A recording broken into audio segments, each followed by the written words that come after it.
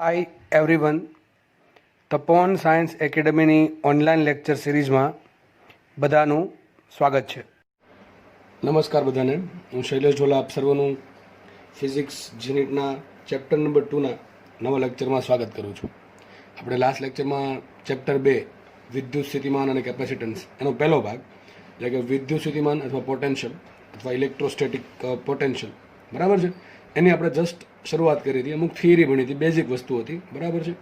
અને આજે આપણે એના આધારિત થોડાક દાખલા અને ત્યારબાદ નવા સૂત્ર અને નવી થિયરીની સાબિતી સહિત સમજૂતી મેળવીશું બરાબર. આપણે આ પ્રમાણે આપણાથી one by one topic clear કરતા જશું, પણ જોડે જોડે તમારે પણ જે ટોપિક ક્લિયર થાય છે એના એમસીક્યુ સોલ્વ કરતા જવા બરાબર છે. એટલે તમને જે વર્કશીટ મળે એ સોલ્વ કરવી છે. જોડે જોડે એમસીક્યુ પણ ટોપિક વાઇઝ સોલ્વ કરશો તો તમને વધારે ઇન્ટરેસ્ટ પડશે અને તમારા ટોપિક્સ છે એકદમ તમને તમારા કોન્ફિડન્સ સહિત ક્લિયર થશે. તો સ્ટાર્ટ કરીએ આપણે. જો દાખલા એવા જ લીધા છે મેં કે તમે જાતે પણ ગણી શકો છો. તમારી સ્ક્રીન સામે એક રકમ લખેલી છે.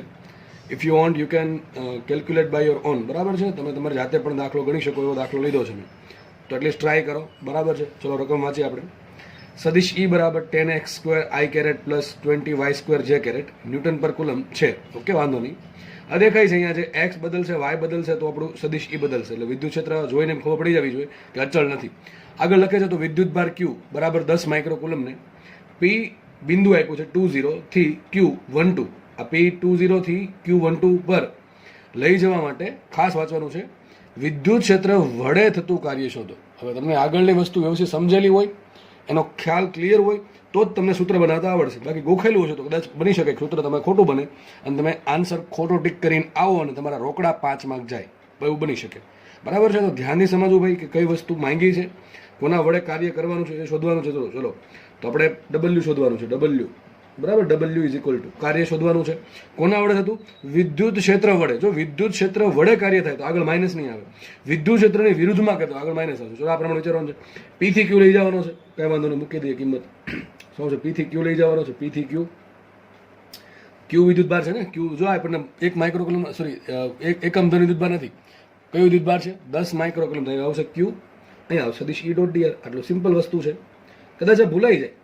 આવું તો યાદ આપણને હોવું જોઈએ કે સંકલન F ડોટ dr. બસ આ જ વસ્તુ છે. સ્ટાર્ટ જ અહીંથી કર્યું હતું. યાદ હોય તમને તો કાલના લેક્ચરની શરૂઆત જ લગભગ અહીંથી કરી હતી આપણે. અહીંથી અહીંયા ગયા હતા બરાબર છે. એ જ વસ્તુ આમાં છે. ખાસ શબ્દ આ છે કે વિદ્યુત ક્ષેત્રની વિરુદ્ધમાં હોત તો આગળ હજી માઇનસ મૂકવું પડતું. વિદ્યુત ક્ષેત્ર વળે છે તો આગળ અહીંયા કંઈ માઇનસ મૂકવાની જરૂર છે. આ બરોબર છે.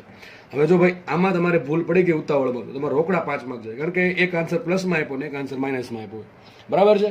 હવે તમે જો કેટલું નાની નાની વસ્તુ તમારા રેન્ક છે ને ક્યાંથી ક્યાં પહોંચાડી દે. કારણ કે આવા માનો કે 15 પ્રશ્ન ખાસ નીટવાળા લોકોને આવું કંઈક થાય બરાબર. ઉતાવળમાં તમે ભૂલ કરો એટલે 15 55 75 અથવા 15 ચોક 60 60થી લઈને 75નો માર્ક્સનો લોસ તમને જાય. એટલે વિચારો કેટલું બધું કહેવાય. 75 માર્ક્સ એટલે અથવા 60 માર્ક્સ એટલે તમારો રેન્ક ક્યાંથી ક્યાં આવી જાય બરાબર છે. 550 માર્ક આવતા હોય 500 માર્ક જ આવે. બની શકે એવું કે ભાઈ 490 જ આવે અને આપણે ગવર્મેન્ટમાં આપણને MBBS મળતું કદાચ બની શકે કે ના પણ મળે. તો આ ઝીણી ભૂલ છે એ તમારે જાતે જ સુધારવી પડશે. હું અહીંથી ગમે એટલો પ્રયત્ન કરું, હું તમને આવા 10 ની પણ 20 દાખલા ગણાવું, પણ તમે જો આવી ત્યાં ભૂલ કરીને આવ્યા, ગણતરીની ભૂલ કરીને આવ્યા તો એમાં તમને કોઈ બચાવી શકશે નહીં બરાબર. કોઈ બચાવી ના શકે. તમે તમારે જાતે જ આવી ભૂલને ધીમે ધીમે પ્રેક્ટિસ કરીને નલિફાય કરવી પડે, એલિમિનેટ કરવી પડે. યાદ રાખજો ભાઈ, કેલ્ક્યુલેશનની ભૂલ થાય એ કદાપી સ્વીકારવામાં જ નહીં આવે. કારણ શું છે? અહીંયા તમને સારામાં સારો કોન્સેપ્ટ ભણાવી દેવામાં આવે, શીખવાડી દેવામાં આવે, ઘણા બધા દાખલા સોલ્વ કરવામાં આવે અને તમે નાનકડી ગણતરીમાં ભૂલ કરીને તમારા માર્ક જતા હોય તો you are only the person who is responsible for that. તમે માત્ર ને માત્ર એકલા જ એ ભૂલ માટે જવાબદાર છો. અને બહુ હકીકત કહું છું, બહુ મેટર કરે દોસ્ત. આ બધી વસ્તુ બહુ મેટર કરે. આ ઝીણી વસ્તુ જે લોકોને ધ્યાનમાં આવી ગઈ, ધ્યાન રાખે છે, એને હકીકત કહું છું બહુ સારા માર્ક્સ આવશે બરાબર છે. પણ આ ઝીણી વસ્તુ જે લોકો નેગ્લેક્ટ કરે છે બરાબર, ધ્યાન નથી આપતા, એને ભલે હોશિયાર હશે, બધા કોન્સેપ્ટ આવડતા હશે, સમજાઈ ગયું હશે, પણ 100% લોસ જશે જ. અને કોમ્પિટિશન એટલી તગડી છે કે ભાઈ 5 માર્કનો લોસ જતો હોય ને તો એ પણ અત્યારે સ્વીકાર્ય નથી બરાબર. 5 માર્ક તમને ક્યાંથી ક્યાં પહોંચાડી શકે એમ છે. એ જ્યારે રિઝલ્ટ આવશે ને ત્યારે કદાચ આ લેક્ચર છે ને યુટ્યુબ પર હશે જ, ત્યારે પાછું જોઈ લેવાના, શબ્દો સાંભળી લેવા બરાબર છે. જેટલી વસ્તુ પહેલેથી સમજ પડી જાય સારી રીતે એટલું સારું બરાબર. આ ઝીણી ઝીણી ભૂલ તો થવી જ ના જોઈએ ગણતરીની. તો ચલો ફટાફટ હવે દર વખતે એકને એક વાત કરવાનો મતલબ નથી. જે લોકો સમજવાના છે સમજી જાય છે, જેને કંઈ લાગુ નથી પડતું એના માટે કંઈ શબ્દો છે જ નહીં. બરાબર. આપણે ફટાફટ દાખલો ગણીએ. તો વિદ્યુત ક્ષેત્ર વડે કાર્ય થાય છે તો ટૂંકમાં એટલે પ્લસ આવે. જસ્ટ ખાલી તમારે કિંમત મૂકવાની છે, સાદું રૂપ આપવાનું એટલે વાત થાય પૂરી. આપણને લખ્યું છે સદીશી કેટલા આપ્યા છે, ફટાફટ ગણીએ. એક દાખલો વ્યવસ્થિત એટલા પણ ગણાવું આની જેવા ગમે દાખલો આવે તો તમને આવડી જાય. તો જો આને શું લખ્યું છે, 10x i caret plus 20y² j caret. બરાબર છે. તો તમે આને આમ પણ લખી શકો 10x², 20y². બરાબર કે નહીં? આ પ્રમાણે પણ લખી શકાય. તો એક તો સદીશ ઈ છે, વચ્ચે ડોટ ગુણાકાર અને ડીઆર છે. ડીઆર બરાબર શું કીધું તું કાલે? ડીઆર બરાબર શું હોય? dx dy dz. પણ dx ને dy લખો તો ચાલે, કારણ કે dz નો ઘટક જ નથી અહીંયા. જો અહીંયા જે કેરેટની પ્લસ પછી કે કેરેટ પણ હોત તો આપણે dx dy dz લઈએ તો ખબર પડે આપણને. 1 ડાયમેન્શન હોય તો 1 ડાયમેન્શન મૂકી શકો. 2d આવ્યું, x ને y બંને 2d લખવાનું. 3d લખો તો કોઈ વાંધો છે નહીં, કારણ કે અહીં 0 છે, 0 થઈ જવાનું છે. અને લખો કે ના લખો dz કાંઈ ફરક પડશે નહીં. ફટાફટ જોઈએ આપણે. માટે w ઇઝ ઇક્વલ ટુ રાખી દઈએ. ક્યુ કેટલા આપ્યા છે? 10 માઇક્રોકુલમ. કેટલા છે ક્યુ? 10 માઇક્રોન શું કે 10 ની -5 સીધું મૂકી દઈએ ભાઈ આપણે. સંકલન p થી q. p કેટલા આપ્યા? p આપ્યા 20. કેટલા છે? 20 અને q છે 12. કઈ વાંધો નહીં, લિમિટ મૂકી દઈએ આપણે બધી. સદીશી કેટલા છે તો દેખાય છે આપણને 10x² 20y². 10x² 20y², comma કરીને કાઉન્સની બહાર ડોટ ગુણા. જો સદીશ જ છે, આમ લખો કે આમ લખો કે ફરક પડે નહીં. કોમા કરીને શું આવશે? dx dy. શું આવશે? dx, dy. બધાને નોટ ગુણાકાર આવડતો હશે. બરાબર છે. x નો x સાથે થશે, y નો y થશે, વચ્ચે સરવાળો આવશે. બધાને ખબર છે. મુખ્ય કિંમત માટે w ઇઝ ઇક્વલ ટુ 10 - 5. અને એક કામ કરે, સંકલન કરીએ. હવે છે ને સંકલન કરશો તો જો આ એક કામ કરે, પેલા ડોટ ગુણાકાર કરી દઈએ તો 10x² dx. આપણે ડોટ ગુણાકાર શું થશે? એક આ લિમિટ મૂકી દઉં અહીંયા, 20 અને 12. બરાબર છે. એટલે ડોટ ગુણાકાર કરી દઈએ એટલે વાત થાય પૂરી. આ 10x² આ i કેરેટ છે, આ પણ i કેરેટ છે. i caret dot i caret 1 થાય તો શું આવશે? 10x² dx. અહીંયા આવશે 10x² dx અને પ્લસ આવશે આખું પદ. પ્લસ કયું પદ આવશે? આ પદ આવશે. જો આનો આ જે 10x² i caret into dy j caret 0 થશે, એટલે આ બી લખવાની જરૂર છે નહીં. પ્લસ 0 કરીને લખવાની જરૂર છે નહીં. પછી એ જ રીતે 20y² j કેરેટ અને dx i કેરેટ, એ બંનેનો ડોટ ગુણાકાર 0 થાય, કારણ કે i dot i1 j dot j1 k dot k1 i dot k કે i ડોટ j 0 થશે. બરાબર. એ પ્રમાણે પહેલા બેનું પણ j ડોટ k કરો કે j ડોટ i કરો 0 થાય, k ડોટ i કે k ડોટ j પણ 0 થાય. એટલે આ બેનો ગુણાકાર 0 થાય, ડોટ ગુણાકાર. અને આ બેનો શું થશે? 20y² j ઇન્ટુ dy છે. શું થશે? 20y², dy. આવું થઈ ગયું. હવે તમારે જુઓ, આ બે પદ છે, અહીં લિમિટ પણ 2 છે. આપણે સીધી વાત છે, એક લિમિટ તમારે x ને આપવી પડે, x લિમિટ y ને આપવી પડશે. તો આ પદને તમે આમ લખી શકો છો. હવે ઉપર લખી દો અહીંયા. આ પદને આમ આ w બરાબર 10⁵ -5 નું રાખો. એક કામ કરે, જો આ પ્રમાણે વિચારવાનું, આમ વિચારવાનું. અહીંયા dx વાળું પદ છે, dy વાળું પદ છે. આમાં ચલો x ની લિમિટ કઈ કહેવાય? 20 થી 12. આમાં x એમ ક્યાં બદલે છે? 2 થી 1 બદલે. જો x એમ કેટલો બદલે છે? 2 થી 1. y એમ કેટલો બદલે? 0 થી 2. તમે આમ કરી શકો છો. સંકલનની જે લિમિટ છે આ વચ્ચે સરવાળો છે, એટલે બેન સંકલન અલગ અલગ આપી દેવાનું. તો શું આવશે અહીંયા? 10x² dx. જો આ બધા સ્ટેપ છે અત્યારે લખું છું, આગળ લખીશ નહીં હું. બરાબર, સીધું લખી નાખીશ. પણ અત્યારે પહેલો જ દાખલો છે, ઘણા સમજ નહીં પડે એટલા માટે લખું છું. હવે આ સંકલન આને પણ આપી દો તો શું આવશે અહીંયા? 20y² dy. જો કે મેથ્સ વાળા તો કંઈ વાંધો જ નથી સંકલન વિકલનમાં. બરાબર છે. ચલો અહીંયા x એમની જ લિમિટ મૂકવી પડશે. તમને ખબર છે લિમિટ કોની મૂકવાની? જેની સાપેક્ષ સંકલન થતું હોય નહીં. અથવા સિમ્પલ ભાષામાં તમને ખબર ન પડે તો સાદી ભાષામાં એમ કહું કે જેની આગળ dy ની લિમિટ મૂકવી પડે. આપણે લિમિટ કોની મૂકવી પડશે? x ની. તો x એમ કેટલો બદલે છે? 2 થી 1. શું છે? 2 to 1. બરાબર. આ લિમિટ આવી ગઈ x ની. પ્લસ કર્યાનો y, 20y² dy. બરાબર. તો y ની લિમિટ મૂકવી પડશે. ચલો y ની લિમિટ કેટલી આવશે? તો y એમ કેટલો બદલે? 0 થી 2. કેટલો બદલે છે? 0 થી 2. ખબર પડી ગઈ? હવે જસ્ટ તમારે કિંમત મૂકી અને સંકલન કરી દે ફટાફટ. તો જો આવું થશે, આ 10x એટલે તો 10 તો એમ રહેશે. ઓકે, x² નું સંકલન થશે x³/3. શું થાય? x³/3. બરોબર ને? લિમિટ આવશે 2 થી 1 અને પ્લસ એમ રાખીએ. આ 10 ની -5 આને ગુણા છે ને, 10 ની -5 આને ગુણા, આને ગુણા. બરાબર. તો 10 ની -5 આમ ગુણી નાખીએ. આ 20 એમ રાખો. જો કે એને અલગ જ રાખવા હતા, એને કોમન જ રાખજો, વાંધો નહીં, આને કોમન જ રાખજો. અહીં શું આવશે? y³/3, y³/3 અને લિમિટ આવશે 0 થી 2. તો જસ્ટ તમારે દાખલો આગળ ગણવાનો છે. ચલો હું થોડોક હેલ્પ કરી દઉં છું. 10 ની -5 એમને રાખો. ઓકે, વાંધો નહીં. 10/3 એમને, 10/3 એમને. પછી શું કરશો? જો આ 10/3 એમને બહાર લઈ લીધા. પછી x³ છે ને, પેલા x દેખાઈને અપર લિમિટ તરીકે 1 મૂકો તો શું આવશે? 1 નો ઘન. માઇનસ x દેખાઈને 2 મૂકો તો શું આવશે? 2 નો ઘન. આ વાત થઈ ગઈ પૂરી. પ્લસ 10 ની -5 પાછી એમને રાખીએ. આ 20/3 એમને રાખો. ઓકે, કાઉન્સમાં y દેખાઈને 2 મૂકો એટલે 2 નો ઘન 8 થઈ ગયો. -0. તો પડે કે ના પડે? હવે સાદુરૂપ આગળ આપી દેજો, બરાબર. સિમ્પલ ગણતરી આવશે, 10 ની -5 ઘાત કોમન કાઢી લો, બરોબર છે. આગળ વધીએ. 1 નો ઘન થશે 1 માઇનસ 2 નો ઘન થશે 8, કેટલા આવશે 1 માઇનસ 8, બરાબર ને. કેટલા આવશે 1 માઇનસ 8 એટલે -7, -7 ગુણ્યા 10 એટલે -70 ભાગ્યા 3. એ શું આવશે -70 ભાગ્યા 3, અને 10 ની 5 ઘાત કોમન કાઢી લો. અહીંયા શું આવશે પ્લસમાં છે ને, 20 ગુણ્યા 8 160 ભાગ્યા 3, પ્લસમાં આવશે 160 ભાગ્યા 3. કેટલા આવશે 160 -70 110 ભાગ્યા 3 એટલે 110 ભાગ્યા 3 ગુણ્યા 10 ની -5 ઘાત, અને આ જૂલમાં તમારો આન્સર આવ્યો. દાખલો ઈઝી છે, બરાબર. ગણતરી કદાચ પટપટી લાગે તો થોડુંક પાછી જોઈ લેવી તમારે. ઓકે, તો દાખલો થઈ ગયો પૂરો. અહીંયા બહુ સિમ્પલ દાખલા છે, બસ જસ્ટ આમાં સંકલન આવે છે, બીજું કંઈ નહીં. અહીંથી ફિઝિક્સ પૂરું થઈ ગયું, અહીંથી બધું મેથેમેટિક્સ જ છે. એ તો જોકે સિમ્પલ છે, હવે આવડી જાય એવું છે, બરાબર. અપર લિમિટ લોઅર લિમિટ ખાસ ભૂલ ના પડવી જોઈએ. ગણતરીમાં ભૂલ પડવી જોઈએ નહીં કોઈને પણ, બરાબર. કોન્સેપ્ટ જેને સમજ પડી ગઈ છે એને ગણતરીમાં ભૂલ ના પડવી જોઈએ. નેક્સ્ટ દાખલો તમારા હોમવર્કમાં તમને આપ્યો છે, મેં જો એક સિમ્પલ દાખલો બનાવ્યો છે. સદિશ E બરાબર 20x i, લગભગ ક્યાંક પૂછાયેલ દાખલો. જો આવા દાખલા તમે સિમ્પલ પૂછશે, બરાબર છે. સદિશ E બરાબર 20x i કેરેટ છે. ઓકે, તો A10 થી A56 મીટર સુધી જવામાં, સીધું આવું લખવું છે, સુધી વિદ્યુત ક્ષેત્રનું રેખા સંકલન મેળવો. ચલો, દાખલો તમને આ દાખલો છે એ આવી લેંગ્વેજમાં પૂછો, જસ્ટ ખાલી લેંગ્વેજ ચેન્જ કરી. દાખલો એનો એક જ છે. શું છે એ? વિદ્યુત ક્ષેત્રનું રેખા સંકલન. હવે ખબર પડી જવી જોઈએ. જો તો સંકલન આવ્યું એટલે કે સંકલન તો કરશું તે, બરાબર. આમ વિચારો, જો વિદ્યુત ક્ષેત્રનું રેખા સંકલન.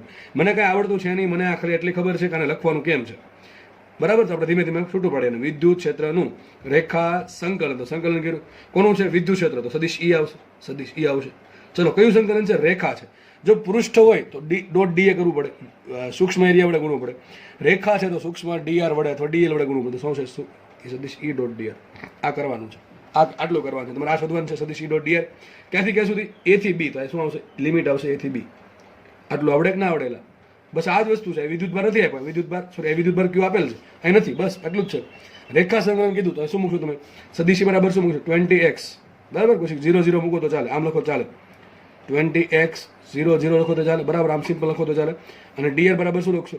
dx 0 કારણ કે dx dy dz, બરાબર ને. હવે dy dz ના લખો તો ચાલે, કારણ કે આ વિદ્યુત ક્ષેત્ર છે ને એક જ ઘટક અવેલેબલ છે.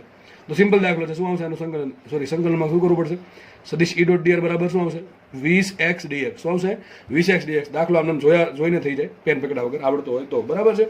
તો સિમ્પલ દાખલો છે. આનો આન્સર કોમેન્ટમાં લખી દેવો, શું આન્સર આવે. અને યાદ રાખજો, આ ડોટ ગુણાકારનો આન્સર કોઈ દી છે ને સદિશ સ્વરૂપે નહીં આવે, કે કિંમત જ આવશે, કંઈક કિંમત જ આવશે, કિંમત જ આવી જોઈએ. આ પ્લસ માઇનસ જે પણ હોય કે કિંમત આવશે. તો આનો આન્સર કોમેન્ટમાં લખી દેવો, બરાબર. આગળ વધીએ આપણે.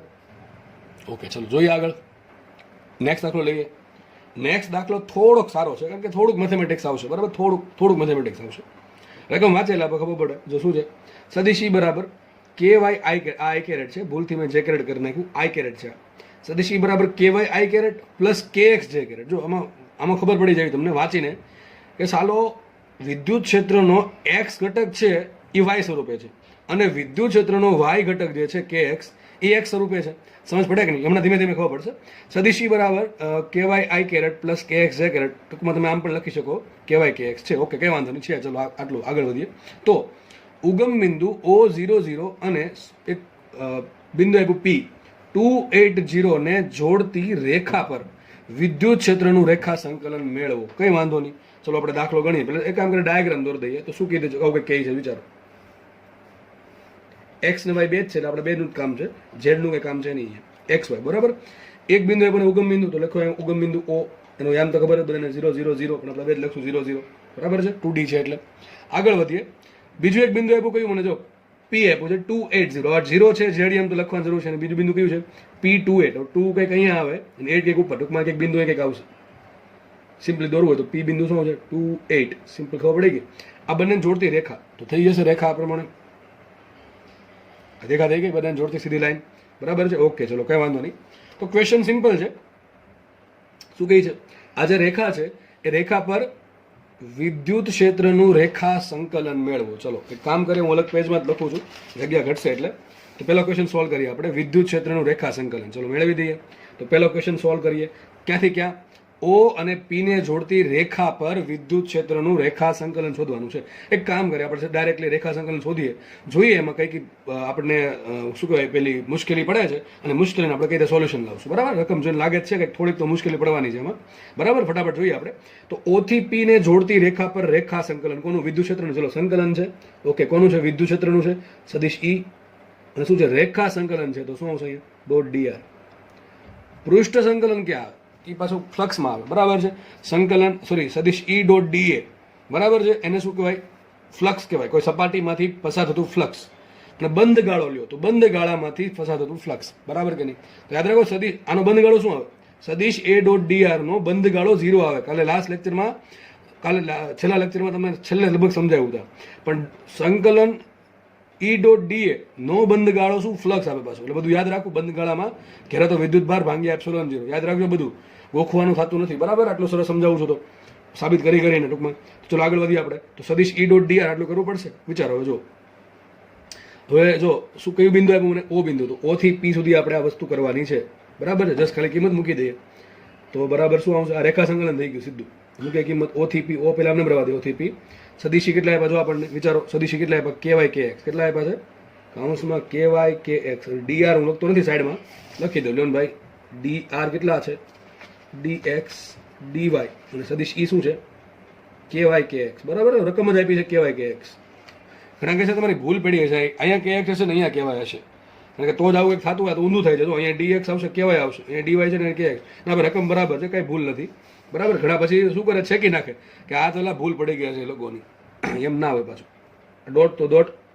ડીઆર નું શું લખાશે? DX DY. થઈ ગયું આટલું. મૂકે કિંમત 0 થી પી એમ રાખો. સંકલન કરવાનું છે, ડોટ ગુણાકાર કરવાનું છે પહેલા. તો શું આવશે? એક્સ નો એક્સ અમારે અને વાય નો વાય અમારે. ટૂંકમાં આ જે પદ છે પહેલું પદ, તો કેવાય આઈ કેરેટ ડોટ ડીએક્સ આઈ કેરેટ શું કહેવાય? કેવાય ડીએક્સ. તો અહીંયા આવશે કેવાય ડીએક્સ પ્લસ અહીંયા શું આવશે? કે એક્સ ડીવાય. બરાબર ને? આનો આની સાથે ગુણાકાર. જે કેરેટનો જે કેરેટ. શું આવશે? કે એક્સ ડીવાય. હવે તમે આટલું થોડું તો થઈ ગયું. હવે વાત થઈ ગઈ પૂરી. જો વચ્ચે આપણે ડોટ ગુણાકાર કાઢી નાખ્યો છે. સિમ્પલ સરળ બાબત બાકી આવી ગયા. હવે પ્રશ્ન આમ થાય સર કે વાંધો નહીં સર, આવું પદ આવ્યું છે. હવે તમે ચલો આ પદનું વિકલન સંકલન કરવાનું છે. તો ચલો કેતો અચળ છે, કેતો એક સંખ્યા હશે ગમે. બરાબર, કેતો અચળ છે, બહાર નીકળી જશે. વૈધો વાય. હવે આપણને ખબર છે વાય નું એક્સ સાપેક્ષે ડાયરેક્ટલી સંકલન થાય નહીં. એ જ રીતે એક્સ નું વાય સાપેક્ષે કઈ રીતે સંકલન થાય નહીં, સીધું થાય નહીં. કંઈક રિલેશન જોઈએ મારે, કંઈક રિલેશન જોઈએ વાય નું અને એક્સ નું. બરાબર, તો જ આ વસ્તુ આગળ વધી શકે. તો અહીંથી મુશ્કેલી છે. હા, તમને પદ આમ આપ્યું હોત તો કે એક્સ ને કહેવાય તો દાખલો ધીમે ધીમે આગળ વધી જાય. દાખલો આગળ ગણ્યા હોય જેવો થઈ જાય. બરાબર છે, પણ થોડુંક અલગ છે એટલે મેં કીધું દાખલો થોડોક અલગ છે. હવે વિચારો તમે, તમારે ગમે એમ કરીને વિચારવાનું છે કે એક્સ નો વાય નો સંબંધ મળે. કારણ કે જો અહીંયા મારે વાય કાઢીને એક્સ લાવવું તોય થાય, અથવા ડીએક્સ કાઢીને ડીવાય લાવવું તોય થાય. અહીંયા એક્સ કાઢીને વાય લાવવું તોય થશે સંકલન. બરાબર, વાય નું એક્સ વાય સાપેક્ષે, અથવા અહીંથી ડીવાય કાઢીને અહીંયા ડીએક્સ લાવવું તો પણ સંકલન થાય. ટૂંકમાં મારો વાય ને એક્સ ને કંઈક રિલેશન જોઈએ. બરાબર, હવે એ ક્યાંથી મળશે મને? વિચારો. મળશે મને અહીંથી ચોખ્ખું લખ્યું છે. તમારા જે રેખા સંકલન છે ક્યાં શોધવાનું છે? ક્યાં શોધવાનું છે? લખો, જો શું લખ્યું છે? 0 0 અને પી બિંદુને જોડતી લાઈન પર. આ ઘડીક સાઈડમાં રાખીએ આપણે, થોડુંક કામ પડશે હવે. તો આ જે લાઈન છે એ લાઈન પર તમારે રેખા સંકલન શોધવાનું છે. તો એક વસ્તુ બાકી છે. ઓપી શું છે? એક લાઈન છે. લાઈનનું સમીકરણ શું હોય? વાય બરાબર mx પ્લસ સી. શું હોય? વાય બરાબર mx પ્લસ સી. હવે સમીકરણ બનાવવા જાવ તોય પણ ચાલે. મેથ્સ વાળાને ખબર જ હશે કે બે બિંદુ આપ્યા હોય તો સમીકરણ કઈ રીતે મળે, બધાને ખબર હશે. સૂત્ર એનું આવે છે બેઠું. બરાબર, એમ પણ ચાલશે. અને ખાસ નીટવાળા લોકોને સમીકરણમાં તમારે બહુ ના પડવું હોય, આપણે વાય બરાબર mx પ્લસ સીમાં, તો આવું વિચારી શકો કે અહીંયા એક્સ એમ 0 તો વાય એમ 0 છે. ગાંધી સમજો. બરાબર, એક લીટી લખવાનો છું હમણાં. અહીંયા એક્સ એમ 0 તો વાય એમ 0 છે, પરંતુ અહીંયા એક્સ એમ 2 છે તો વાય એમ 8 છે. એક્સ એમ 2 વાય એમ 8 આવું ક્યારે થાય? વાય બરાબર 4x. વિચારો, એક્સ 0 મૂકો વાય 0 મળશે, એક્સ 2 મૂકો વાય બરાબર 8 મળશે. ઘણા કહે છે તમે આમ કેમ લખી નાખો? અરે ભાઈ, રેખાનું સમીકરણ પરથી જો સમીકરણ શું આવે રેખાનું? ચલો સાબિત કરી દઉં ભાઈ. હવે આ લખી દઉં સાઈડમાં. વાય બરાબર mx પ્લસ સી. શું સમીકરણ આવશે? વાય બરાબર mx પ્લસ સી. આપણે વાય સમીકરણ મેળવવાનું છે. વાય બરાબર એમ શું છે? ઢાળ. ઢાળ કઈ રીતે મળે? રેખાનું ઢાળ શું મળે? આપણે મળે કે ના મળે ભાઈ? ઢાળ એટલે ટેન થીટા. ચલો ટેન થીટા શું થાય? વિચારો. હવે આ લંબાઈ કેટલી છે? આ બિંદુ છે યામ 2 એટલે અહીંયા 2 હશે ને? બરોબર, અહીંયા 8 હશે. બરાબર કે નહીં? તો ચલો આ 2 છે, આ 8 છે. ટેન થીટા કોને કહેવાય? ઢાળ એટલે ટેન થીટા. બધાને ખબર છે ઢાળ એટલે ટેન થીટા. તો ટેન થીટા કોને કહેવાય? સામેની બાજુ છેદમાં પાછળની બાજુ. સામેની બાજુ કેટલી? આનો વાય એમ 8, ટૂંકમાં આટલું ડિસ્ટન્સ 8 છે તો 8 થયું. અને એક્સ એમ 2 છે તો આ 2 થયું, તો 8 ભાગ્યા 2 શું આવશે? ઢાળ. ઢાળ સીધું લખી દઉં છું, ઢાળ આવશે 8 ભાગ્યા 2 4 આવશે 4x. એટલે ખબર પડી ગઈ. Plus plus c. What is c? તમને હમણાં ભણાવ્યું હતું. c શું છે? વાય અક્ષનો અંતર છે. વાય અક્ષ અંતર છે એટલે શું કે એક્સ એમ ટૂંકમાં વાય અક્ષ છે એ ક્યાં કટ કરે છે? આ જે રેખા છે, સોરી રેખા છે એ વાય અક્ષને ક્યાં કટ કરે? જેમ કે આમ અહીંયા કટ કરતો હતો તો આટલું સી થશે, બરાબર, આટલું સી થશે, ધન થશે. આમ કટ કરે તો શું થઈ ગયું? એક્સ ક્યાં કટ કરે? ઉગમ બિંદુ પર. તો આનો અંતર છે 0 થાય. અને આમ કટ કરે, આ જે રેખા છે એ વાય અક્ષને ક્યાં કટ કરે છે, ક્યાં છેદે છે એ જોવાનું છે. જે છેદે છે એનો ઉગમ બિંદુથી જે માપ મળે એને શું કે વાય અક્ષનું અંતર છે સાદી ભાષામાં. એટલે જો ક્યાં છેદે છે? ઉગમ બિંદુ પર છેદે તો શું આવશે? 0 આવશે. સમીકરણ શું બનશે? y બરાબર 4x. તો અમે તમને જનરલ વસ્તુ કીધી, કોઈ પણ વસ્તુ આપે આવી થઈ શકે, પણ આપણે તે જોઈ શકીએ છીએ કે એક્સ એમ 0 તો વાય એમ એ 0, એક્સ એમ 2 તો વાય એમ 8 છે, બરાબર. તો તમે ડાયરેક્ટ લખી શકશો y બરાબર 4x. પણ તમને કંઈક આવા કંઈક બિંદુ આપી દે કે ભાઈ પી બિંદુ છે 2 8 અને ક્યુ બિંદુ છે માનો કે 3 ને 5. તમે ડાયરેક્ટ અપ્લાય નહીં કરી શકો, તો તમારું સમીકરણ બનાવવું પડશે. આ બંનેને જે જોડતી રેખા હોય એનું સમીકરણ આ પરથી બનાવવાનું, બરાબર છે કે નહીં? y બરાબર mx પ્લસ c પરથી. જો કે નીટમાં એટલું તો અઘરું નહીં જાય, મેથ્સમાં જઈ શકે, અને મેથ્સ વાળા તો સિમ્પલ આવડતું છે. આ બે બિંદુને જોડતી રેખાનું સમીકરણ. ઓકે, આપણે ફટાફટ આગળ વધીએ. તો y બરાબર 4x સમીકરણ મળી ગયું. હવે એક વસ્તુ કરી શકીએ આપણે કે આપણે જે અટકું હતું ને ગાડું, ક્યાં અટકું હતું? જો અહીંયા અટકું હતું કે ky dx plus kx dy. તો એક કામ કરીએ, આખું સમીકરણ છે ને એક્સમાં જ લાવી દઈએ. શું લાવી દઈએ? આખું સમીકરણ એક્સમાં લાવી દઈએ. તો એ y છે, y એની જગ્યાએ શું મૂકી શકું? 4x મૂકી શકું. y ની જગ્યાએ 4x મૂકી શકું. અહીંયા જે dy છે એ dy નું dy રાખો તો ચાલે.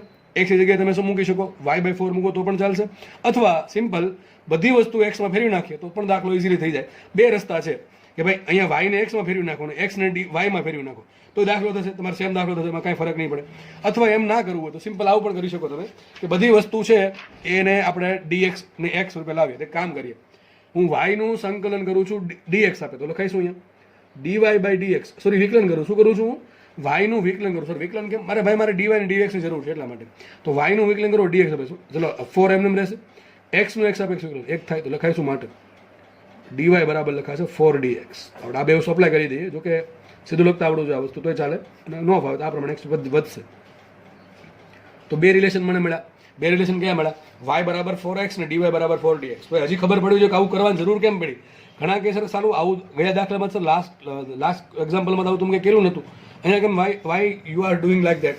એટલા માટે કરું છું કારણ કે અહીંયા પ્રોબ્લેમ અહીંયા થઈ છે.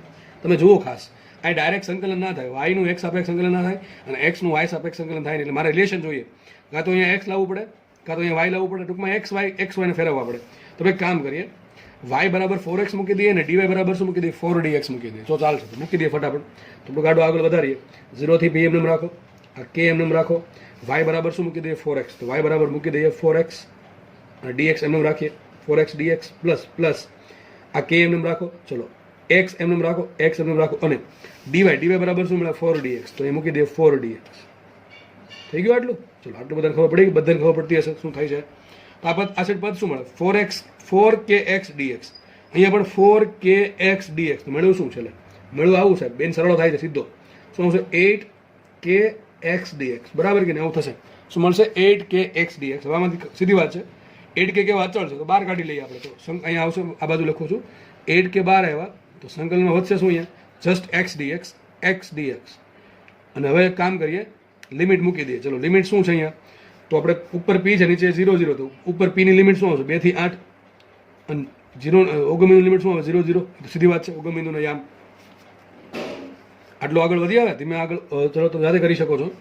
8k એમ રાખો, 8k એમ રાખો અને x નું સંકલન થશે x²/2. આપને ખબર છે લિમિટ કોની મૂકવાની? જો અહીંયા dx જ એકલો જ છે, અહીંયા ખાલી dx છે. લિમિટ કોની આવશે? ખાલી x એમ ની જ આવશે, 0 થી 2 આવશે. આ લિમિટ આપણે કાઢી નાખી. હા, તમે જો એક કામ કરજો, તમે અહીંયા x કાઢીને y વાળું પદ લાવો. x બરાબર શું આવશે? y/4.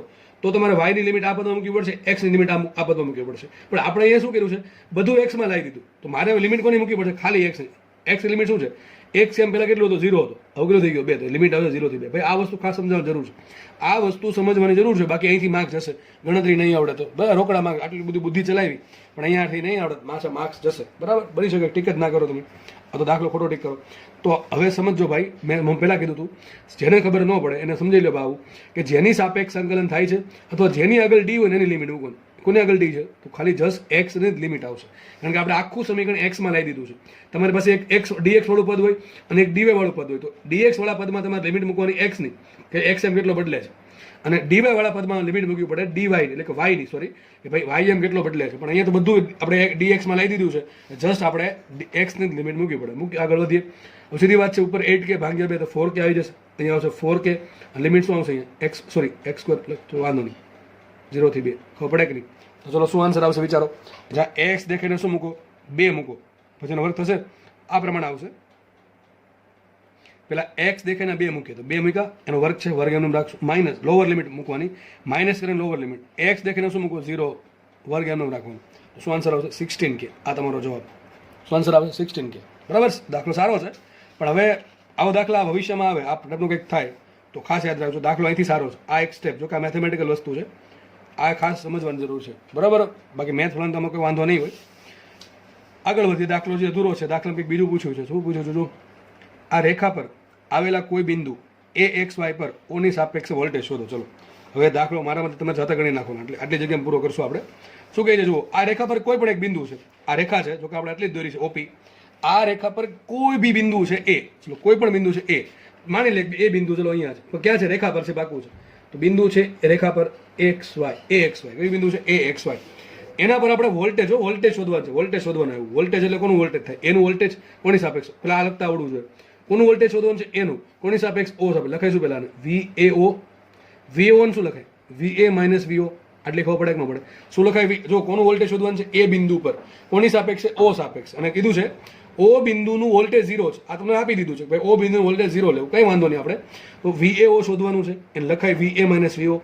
આના પરથી સૂત્ર બનાવતા આવડવું છે. પેલા સંકલન કરવાનું, પાછળથી સ્ટાર્ટ કરવાનું. પહેલા O, પછી માઇનસ, પછી A, અને આગળ છોડો સદીશ E.dr. અહીંયા વોલ્ટેજ છે, વિદ્યુતભાર કયો હોય એકમ ધન વિદ્યુતભાર, આગળ +1 ગુણાકારમાં છે, માની લેવું. બરાબર. સેમ વસ્તુ આવશે જો E.dr બેઠું આવશે, ખાલી લિમિટ શું આવશે, ખાલી 0 થી P જગ્યાએ 0 થી A આવશે, બાકી કઈ ફરક પડશે નહીં. એટલે દાખલો ઈઝી છે. જો આગળ એમને રાખીએ, બધું એમને રાખું, 0 થી એમને રાખું છું. વિચાર કરો, આ સદીશ E.dr બરાબર શું લખાશે, હું ડાયરેક્ટ લખી નાખીશ ભાઈ. હવે ડાયરેક્ટ લખી નાખીશ, કારણ શું, અહીંયા લખેલું જ છે એટલા માટે.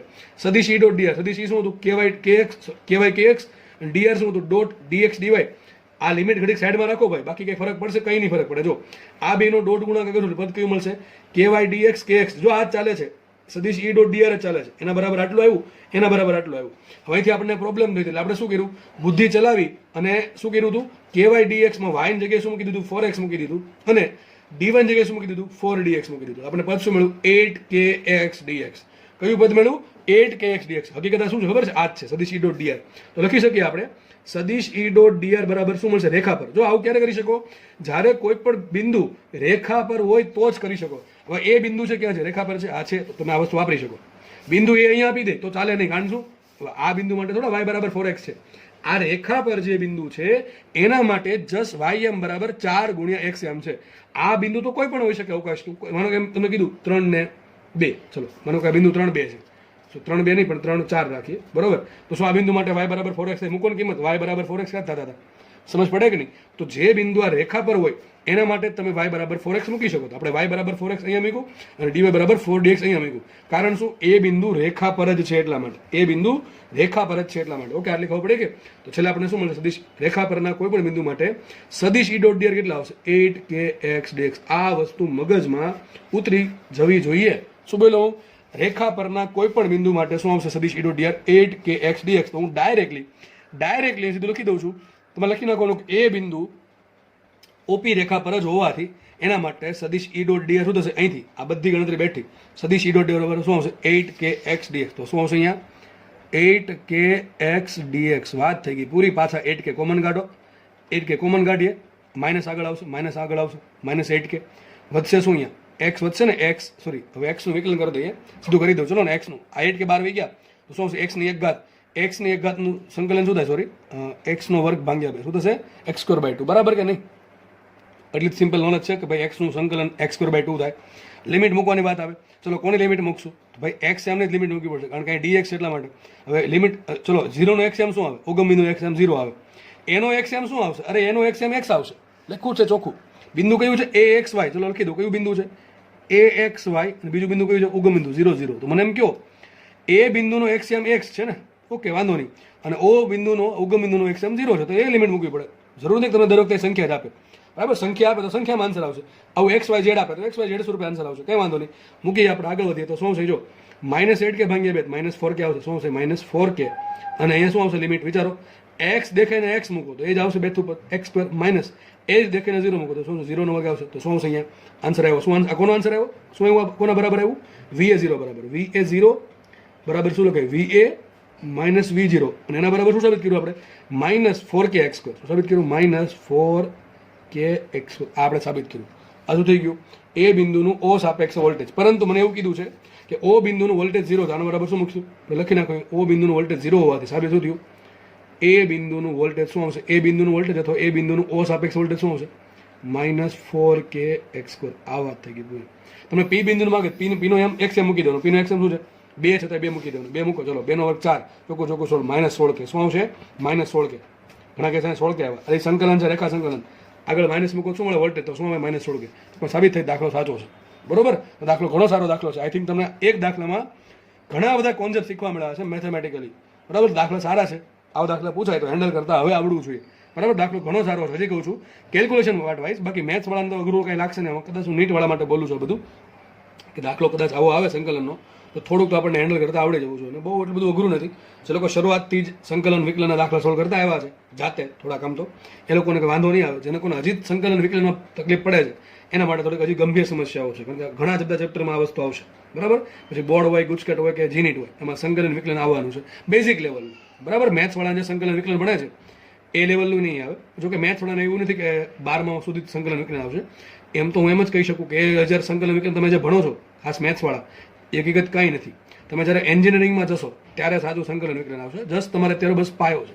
વિચારો તમે હજી અત્યારે જેને લોકોને આવે છે 12મા ધોરણમાં સંકલન વિકલન, એ અત્યારે અઘરું લાગતું હોય છે. તો તમે જ્યારે કોલેજમાં જશો ત્યારે સબ્જેક્ટ આવશે મેથ્સ 1, મેથ્સ 2, મેથ્સ 3, મેથ્સ 4, બરાબર છે. તો મેથ્સ 4 સુધી સબ્જેક્ટ આવશે ને એમાં તમારે બહુ આવું પણ આવશે, ડબલ ઇન્ટિગ્રેશન, બરાબર છે. અને આપણને ખબર છે તમે આ ટાઈપના પદ આવે d²x/dy², આખું વિકલ સમીકરણ આવશે. જસ્ટ તમારે ચલો આવું પદ છે d²x/dy² કે સમથિંગ છે, એનું આખું સોલ્યુશન આવશે. ટૂંકમાં વિકલ સમીકરણનું સોલ્યુશન આવશે. ભવિષ્યમાં તમે આવું બધું ભણશો, બરાબર. ચિંતા ના કરવી, ભવિષ્યની વાત છે, ભવિષ્ય પર છોડી દેવી, બરાબર છે. પણ નીટવાળાને ખાસ બહુ ગભરાવાની જરૂર છે ને. એકદમ બેઝિક લેવલનો અત્યારે આવે છે અને સિમ્પલ આટલું તો તમને શીખવાડ્યું હતું, આટલું તો આવડી જવું છે, બરાબર. જસ્ટ ખાલી સંકલનના સિમ્પલ બે નિયમ છે, વિકલનના જે અમુક નિયમ છે, અને ખાસ લિમિટ છોડતા સંકલનમાં ભૂલ પડવી જોઈએ નહીં. પેલા અપર લિમિટ માઇનસ કરીને લોઅર લિમિટ, બરાબર. આગળ વધીએ આપણે. હવે છે ને તમને તમારી સ્ક્રીન પર દાખલા દેખાશે, દાખલાની રકમ દેખાશે ઓપ્શન સહિત.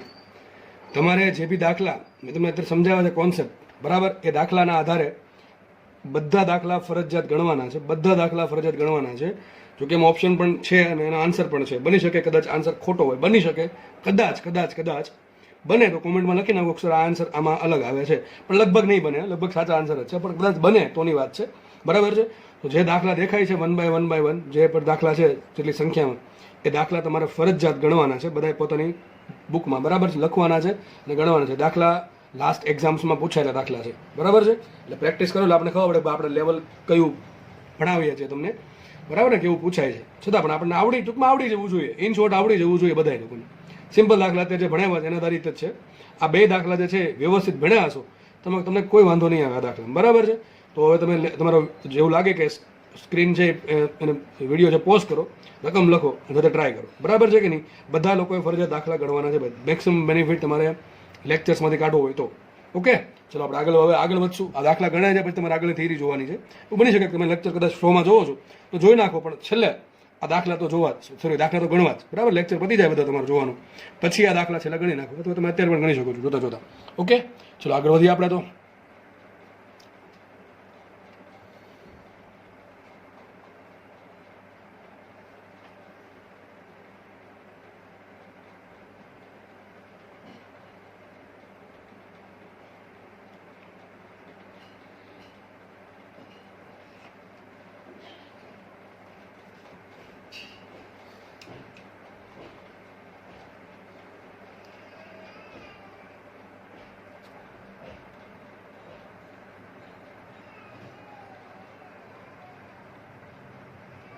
ચલો આપણે આગળ વધશું. હવે આપણે લાસ્ટ ચેપ્ટરની જેમ આ ચેપ્ટરમાં પણ એ જ વસ્તુ જે કર્યું હતું એ કરશું. તમને યાદ હોય તો આપણે લાસ્ટ ચેપ્ટરમાં પહેલાં વિદ્યુત ક્ષેત્ર સમજાવ્યું હતું બેઝિક એનું, બરાબર છે. ત્યારબાદ આપણે અલગ અલગ વસ્તુ માટે વિદ્યુત ક્ષેત્ર કઈ રીતે મળે, જેમ કે બિંદુ વિદ્યુત ભાર મળે, ડાયપોલ માટે, પછી પૃષ્ઠ માટે સળિયા વડે, નક્કર ગોળા વડે, બરાબર છે, પછી સુહાગ કવચ વડે, ટૂંકમાં આ પ્રમાણે આપણે અલગ અલગ પદાર્થો માટે વિદ્યુત ક્ષેત્રના સૂત્રોને સાબિત કર્યા હતા અને ગ્રાફ દોર્યા હતા. અને મને આઈ હોપ કે તમને બધું યાદ હશે. તો સેમ આ રીતે પણ આપણે અહીંયા અલગ અલગ પદાર્થ માટે આપણે વિદ્યુત સ્થિતિમાનની ગણતરી કરશું, બરાબર છે. અલગ અલગ પદાર્થ માટે એટલે કે અલગ અલગ તંત્ર માટે વિદ્યુત સ્થિતિમાનની ગણતરી કરશું. ચલો, પણ એક વસ્તુ આપણે બેનિફિટ થશે કે ત્યાં વિદ્યુત ક્ષેત્ર છે ને સદિશ રાશિ હતી, એટલે આપણે એ પણ જોવું પડતું હતું કે વિદ્યુત ક્ષેત્ર કેટલું છે અને સાથે સાથે એ પણ જોવું પડતું કઈ દિશામાં છે, બરાબર છે. તો આ બધી વસ્તુનો ખ્યાલ ત્યાં આપણે વિદ્યુત ક્ષેત્રમાં રાખવો પડતો હતો. અહીંયા જસ્ટ એવું કંઈ નહીં આવે. આપણને ખબર છે વિદ્યુત સ્થિતિમાન છે, વોલ્ટેજ જે છે, પોટેન્શિયલ જે છે એ એક અદિશ રાશિ છે. તો જસ્ટ ખાલી આનું મૂલ્ય આવશે. એમાં પહેલી સિમ્પલ થિયરી છે કે તમારા બોર્ડમાં પણ આવતી હશે આ થિયરી. શું છે થિયરી ટાઇટલ? કે બિંદુવત વિદ્યુતભાર ક્યુ વડે ઉદ્ભવતું વિદ્યુત સ્થિતિમાન. એટલે કે વિદ્યુતભાર ક્યુ મૂકેલો છે કોઈ જગ્યાએ, માનો કે વિદ્યુતભાર ક્યુ મૂકેલો છે, તો એની આજુબાજુ ધારો કે મારે આર અંતરે રહેલું કોઈ બિંદુ છે, ત્યાં વિદ્યુત સ્થિતિમાન કેટલું છે શોધવું છે. જો સેમ વસ્તુ તમને મેં કીધું હતો કે વિદ્યુતભાર ક્યુ થી ધારો કે કોઈ બિંદુ પી છે આર અંતરે, તો વિદ્યુત ક્ષેત્ર શોધવા માટે તમને કીધું એક વસ્તુ યાદ કરો. વિદ્યુત ક્ષેત્ર શોધવા માટે તમને એક વસ્તુ કીધી હતી, મેં તમને એવું કીધું હતું કે ઘણા લોકો ભૂલી જશે. એ વસ્તુ એ હતી કે વિદ્યુત ક્ષેત્ર શોધવાનું આવે, જે બિંદુ પર વિદ્યુત ક્ષેત્ર શોધવાનું હોય ત્યાં શું મૂકી દેવાનું, ફટાક દઈને એક +1 કુલમ વિદ્યુતભાર મૂકી દેવાનો. અને +1 કુલમ વિદ્યુતભાર કેટલું બળ લાગે છે, +1 કુલમ વિદ્યુતભાર પર કેટલું બળ લાગે છે આપેલ તંત્ર વડે, એને શું કહેવાય, વિદ્યુત ક્ષેત્ર કહેવાય. પણ અહીંયા વિદ્યુત સ્થિતિમાન છે. ચલો વિદ્યુત સ્થિતિમાન આપણે ગણતરી કરીએ. તો માનો કે વિદ્યુતભાર ક્યુ છે, તો કે આપણે ઉગમ બિંદુ પર મૂકેલો, જસ્ટ સમજણ માટે અથવા સિમ્પ્લિફિકેશન માટે, આપણે સરળતા રહે એટલા માટે ગણતરીમાં. તો વિદ્યુતભાર ક્યુ છે, સપોઝ કે ઉગમ બિંદુ ઓ પર મૂકેલો છે, બરાબર છે. એની આજુબાજુ શું છે, વિદ્યુત ક્ષેત્ર હશે. એની આજુબાજુ શું છે, આખી ચારે બાજુ વિદ્યુત ક્ષેત્ર હશે. આપણે ખબર છે એની વિદ્યુત ક્ષેત્ર રેખા કંઈક આ ટાઈપની મળે, બરાબર છે. ચારે બાજુ એ બધી આપણને ખબર જ છે, ચારે બાજુ મળશે ગોળા સ્વરૂપે, બરાબર કે નહીં. તો એક કામ કરીએ, આ વિદ્યુતભાર ક્યુ થી સ્મોલ સદિશ આર જેટલા સ્થાન સદિશે અથવા સદિશ આર જેટલા અંતરે પી બિંદુ આવેલું છે. આ પી બિંદુ પર વિદ્યુતભાર ક્યુ ના કારણે પી બિંદુ પર કેટલું વોલ્ટેજ હોય એ શોધવું છે. હવે વોલ્ટેજ આવે એટલે એ વસ્તુ એક જ આવે. વોલ્ટેજની વ્યાખ્યા શું હતી? એકમ ધન વિદ્યુતભારને એકમ ધન, માનો કે એકમ ધન વિદ્યુતભાર +1 કુલમ અહીંયા છે, બરાબર. અને અનંત અંતરેથી વિદ્યુત ક્ષેત્રના એટલે કયું બિંદુ, વિદ્યુત ક્ષેત્ર કોણ ઉત્પન્ન કરે? ક્યુ ઉત્પન્ન કરે. જો વિદ્યુત ક્ષેત્ર કોણ ઉત્પન્ન કરે? ક્યુ ઉત્પન્ન કરે. વોલ્ટેજ ક્યાં ઉત્પન્ન છે? પી બિંદુ પર. હવે વ્યાખ્યા છે એકમ ધન વિદ્યુત ભાર એટલે +1 કુલમને અનંત અંતરે તમારે લાવવાનો છે, ગતિ કરાવતો કરો તો ક્યાં લાવવાનો છે? પી બિંદુ પર લાવવાનો છે. તો એના માટે વિદ્યુત ક્ષેત્રની વિરુદ્ધમાં જે કાર્ય કરવું પડે એને શું કહેવાય? પી બિંદુ આગળનું વોલ્ટેજ કહેવાય, બરાબર કે નહીં. તો આપણે સૂત્ર આપણને ખબર છે કે પી બિંદુ આગળનું વોલ્ટેજ કોની સાપેક્ષે કઈ ના હોય તો શું છે? ઇન્ફિનિટી. તો વીપી ઇન્ફિનિટી લખો તો સિમ્પલ વીપી લખો, બે સરખું થઈ ગયું. તો પી બિંદુનું વોલ્ટેજ શું હશે? વીપી બરાબર, સૂત્ર બધાને આવડવું જોઈએ, -ઇન્ફિનિટી ટુ પી સદિશ E ડોટ dr. આ ખબર ન હોય તો લેક્ચર રહેવા દેવો, એના પહેલા આગળનો લેક્ચર જોઈ લેવો. તો -ઇન્ફિનિટી ટુ પી સદિશ E ડોટ dr. ચલો તમે આ સોલ્વ કરી નાખો, આટલું સોલ્વ કરી નાખો તો તમને પી બિંદુ પાસે વોલ્ટેજ મળી જાય. બસ આટલી આપણે ગણતરી કરવાની છે. હવે આમાં પ્રશ્ન થાય, સર આમાં વિદ્યુત ક્ષેત્ર આવે છે, એ વિદ્યુત ક્ષેત્ર ઉત્પન્ન કોણ કરશે? જો આ તો અહીંયા તો કાંઈ નહીં, જો અહીંયા કંઈ નહીં, ખાલી પી બિંદુ જ છે. અહીંયા કોઈ પણ ટાઈપનો વિદ્યુત ભાર છે નહીં, આ જસ્ટ વોલ્ટેજ છે ભાઈ. વિદ્યુત ક્ષેત્ર થોડું છે. વિદ્યુત ક્ષેત્ર હોય તો તમારે +1 કુલમ મૂકવો પડે. આ તો ભાઈ વોલ્ટેજ છે, વોલ્ટેજમાં કંઈ મૂકવું થતું નથી. જસ્ટ તમારે જોવું પડે વિદ્યુત ક્ષેત્ર E. જો વિદ્યુત ક્ષેત્ર હશે તો જ વોલ્ટેજ હશે, એ તો પાકું થઈ ગયું.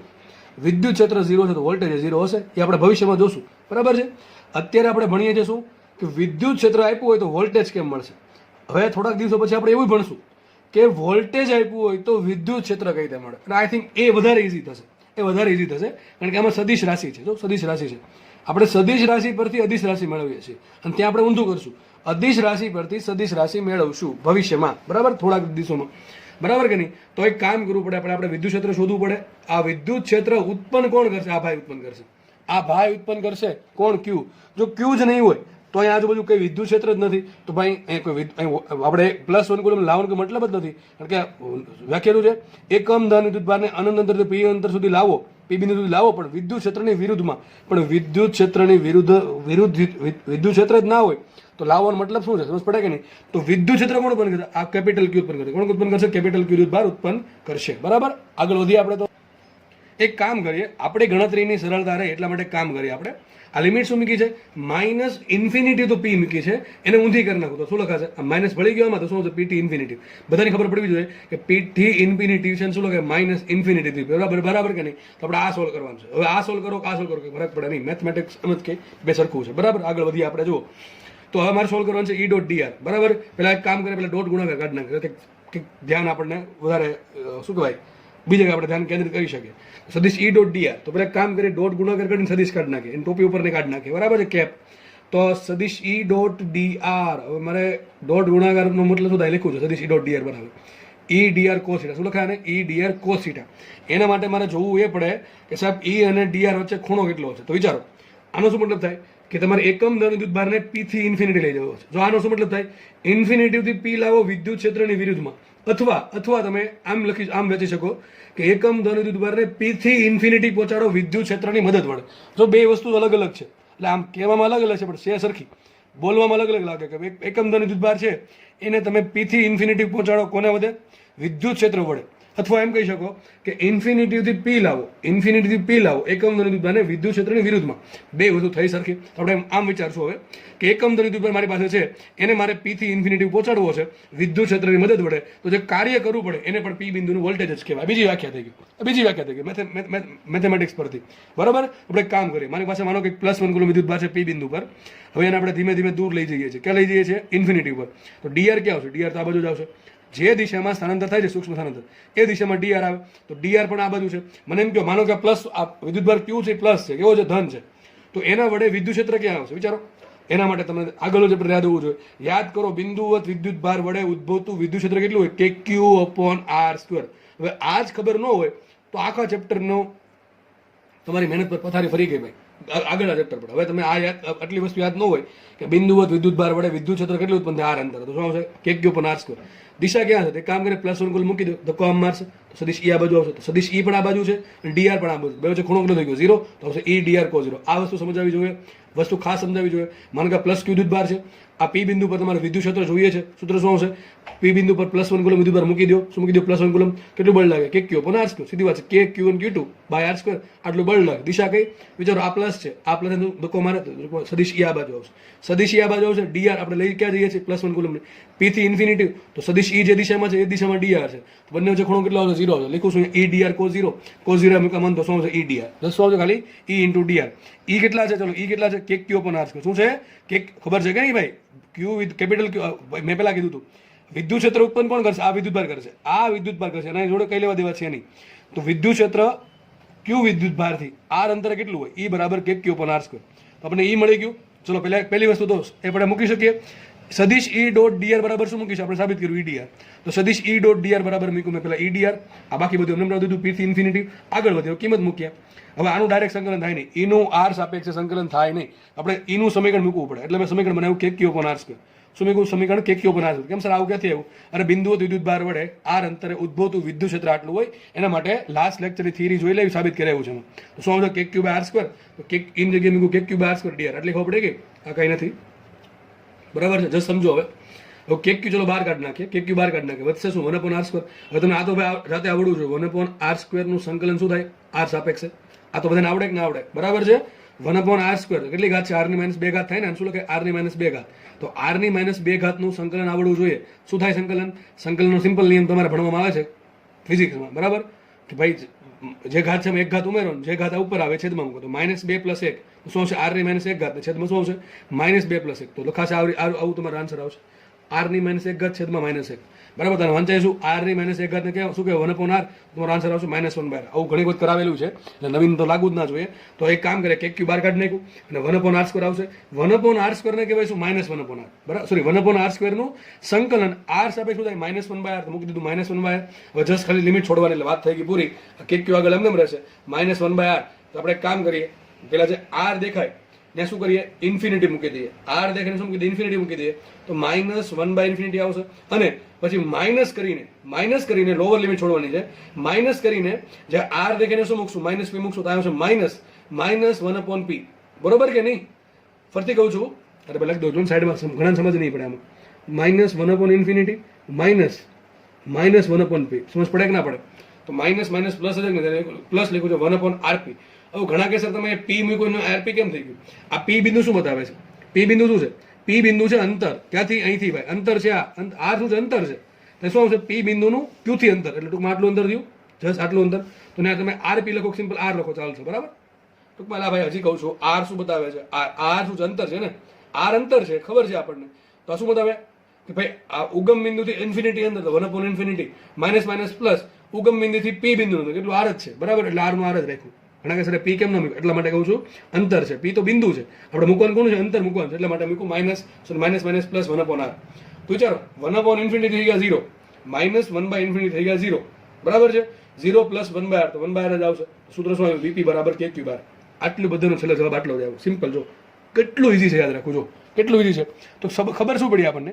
ખબર સર સિમ્પલ આટલી પડી ગઈ કે એક વિદ્યુતભાર ક્યુ છે, ત્યાંથી આર અંતરે કોઈ પણ દિશામાં આવેલું બિંદુ પી છે, ત્યાં વોલ્ટેજ સિમ્પલ કેટલું હોય? KQ બાર. ચલો કેટલું ઈઝી છે, સમજો. કાંઈ બીજું આવતું? દિશા કઈ? અરે સર શું વાત કરો, વોલ્ટેજ તો અદિશ રાશિ છે, દિશા જ ના હોય. તો ખાલી એટલું જ યાદ રાખવાનું. આટલું જ યાદ રાખવાનું. હું તમને શું કહું છું?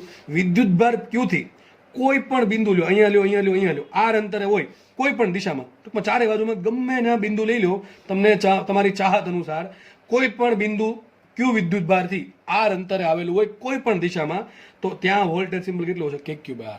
કેટલું હશે? KQ બાર.